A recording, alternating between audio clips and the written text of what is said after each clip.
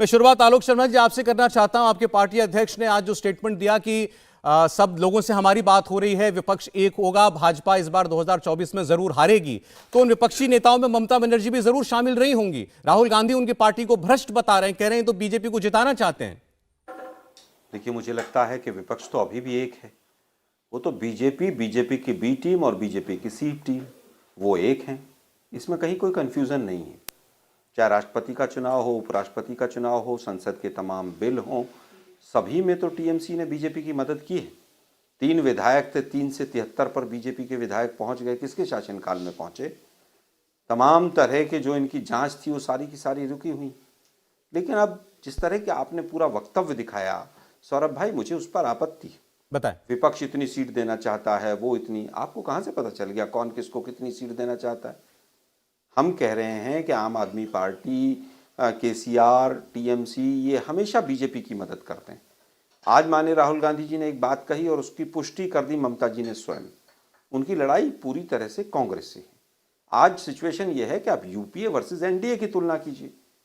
आप freedom app से सीखकर क्या आप ताइवान अमरूद की खेती करते हैं? अगर ऐसा है तो आप अपने ताइवान अमरूदों को 1 करोड़ फ्रीडम ऐप के जो ग्राहक हैं उन्हें बिना किसी खर्चे के आप उसे बेच सकते हैं। यूपीए देखिए कहां पर है। यूपीए में जितने घटक दल थे वो मैक्सिमम 7 है। एनडीए 2 दर्जन से ज्यादा घटक दल थे, वो कहां पर हैं? आप बताइए। जो 30-30, 40-40 साल पुराने वाले शिवसेना, अकाली दल थे, वो उनके साथ नहीं बचे। जहां तक बात है बसपा, अखिलेश या सपा की जी, उन्होंने दोनों ने मिलकर बीजेपी के साथ सरकार बनाई है, चली नहीं, वो एक अलग बात है। 2009 में दोनों ने बिना शर्त के समर्थन दिया था, ये भी सच्चाई है।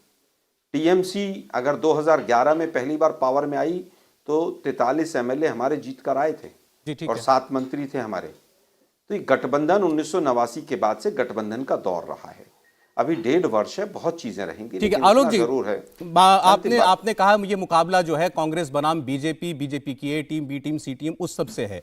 लेकिन फिर जब जनरली हम बात करते हैं कि ये कौन कौन सी पार्टियां बीजेपी के खिलाफ हैं, मकसद सबका है कि नरेंद्र मोदी को हटाना है। पार्टी अध्यक्ष ने आपके नाम नहीं लिया, लेकिन उन्होंने कहा सारा विपक्ष।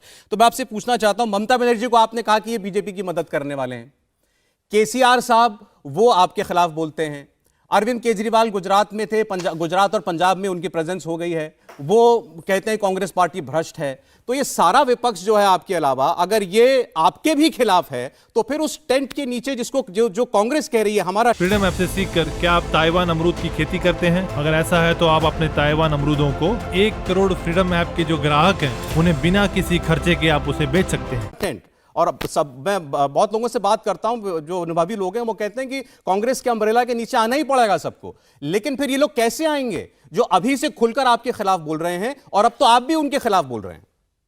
देखिए, ये तो पहले से जग जाहिर है, तमाम चीजें हैं, जो चीजें सामने हैं। क्या टीएमसी ने तमाम मौकों पर बीजेपी की मदद नहीं की है? ये कोई चीज छुपी हुई है क्या?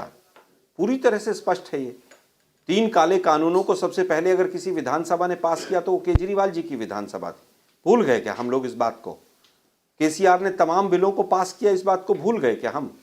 किस किस ने राष्ट्रपति उपराष्ट्रपति चुनाव में वहां पर वोट दिया? उपराष्ट्रपति महोदय, राष्ट्रपति महोदय को वहां तक, बंगाल तक पहुंचने नहीं दिया। ठीक है। और फिर वोटिंग कहां की? मैं समझता हूं कि चीजें अब छुपी हुई नहीं है। डर तो ये इनकी भूमिका क्या रहेगी? इनकी भूमिका 2024 के बाद क्या रहेगी? कांग्रेस को इनका साथ नहीं चाहिए ना?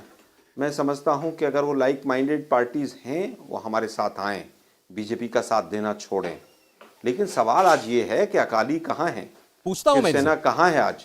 इंडिया टीवी हर वक्त हर जगह डाउनलोड करने के लिए सर्च करें India TV news Google play store या ऐप स्टोर पर।